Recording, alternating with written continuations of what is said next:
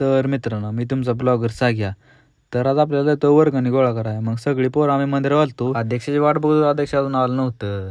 तोपर्यंत अध्यक्ष पण आलं. चला म्हणलं आता जाऊया लवकर. आपल्या हेकडे सरांच्या डीप घरी लाईट नव्हती. मग डीपी थोडा प्रॉब्लेम होता. आलो की मग सगळे गँगच घेऊन आलो.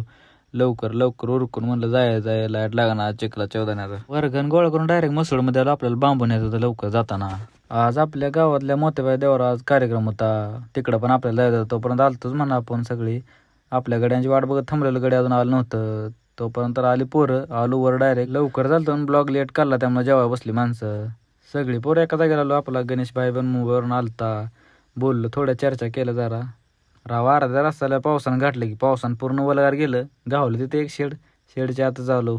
तोपर्यंत म्हणलं पाऊस उघडल. घरी येऊन कपडे बदलले. तोपर्यंत पोरांचा कॉल आलता मंदिरावर जायचं आपल्याला मंडळावर पोस्टर लावायचं. आलं की मंडळावर तर काम चालू होतं. मग चला म्हणलं आपण बी हातभार लावलेला बाराच आहे. केली की सुरुवात. मग तिकडचं काम असं आपल्या कुकबा इकडं चहा बनवतो. त्या चहा पण एकदम क्वालिटीचं बनवतो बरं का. विषय टॉपचा आहे. झालं की सगळं काम.